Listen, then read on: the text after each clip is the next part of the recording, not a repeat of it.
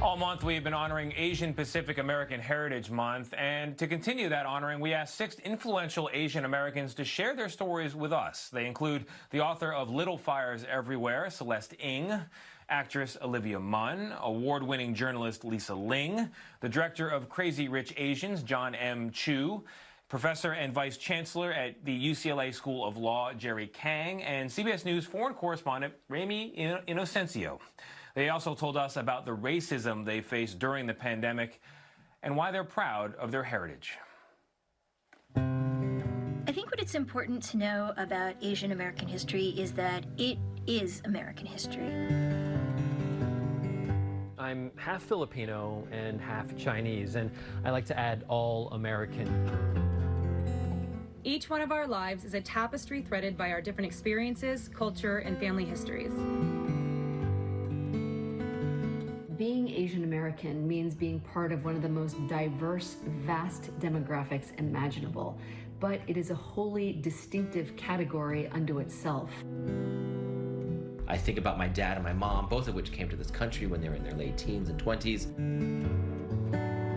I remember seeing them serve people in the dining room, and occasionally you'd get the rude ones. Didn't know a lick of English, and my parents didn't have any money, but we made it work. But to be honest, throughout that entire time, I never felt Asian American. On the outside, I looked Asian, but inside, I felt completely American. I just wanted to fit in like everyone else. Then my dad sat me down and said, "John, you have to understand that we are ambassadors to this area. So we need to give them the best experience, the best food, the best service, and be kind. So they walk away not just with their bellies full, but their hearts full." But being an Asian American can be complicated. Our cultures, accents, and mannerisms can be confusing to some and targets to others. Everyone in my family has experience with dealing with racist comments and prejudice in our daily lives. I became a legal scholar, exploring the difference that Asians make, how we have been viewed as forever foreign, scapegoated as disloyal or dangerous or diseased, resented as unfair competitors. Because we don't fit the stereotypical image of what an American looks like, we can be targeted when tensions arise with our countries of ancestry, which is exactly what's happening now in the wake of the COVID-19 pandemic. So literally 48 hours ago, my cousin in New York texted me frantically about how she and her young son had to run from someone yelling racial slurs on their own street. I could hear in her voice how terrified she was. Her home, where she has lived for decades, suddenly doesn't feel like home anymore. Nobody deserves to be harassed. You don't need to drape yourself in the red, white, and blue and try to convince other people that they should treat you as an equal, because you are an equal. We all have to use our hearts and to remember hate is like a virus, just like COVID. I am proud of my family and the efforts of all Asian Americans, not only during this time, but throughout our collective history in this country.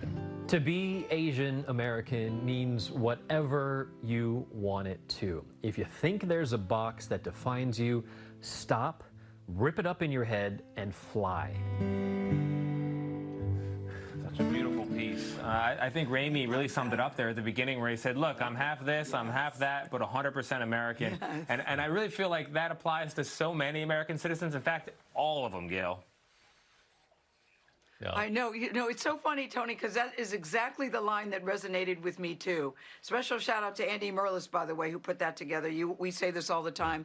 It's very difficult to do with no track, but to capture all the different voices, because different cultures are so important. Maya Angelou used to always say, we are more alike than we are different, and that's okay. But always remember, we are all alike. We are more alike than we are different, but there are some differences, and the differences are okay. I think that's a perfect example of that. Tony, I love that piece. Important to underline. Yeah, important to underline Asian American history is American history. Yes, exactly. Well said, well put. Beautiful piece.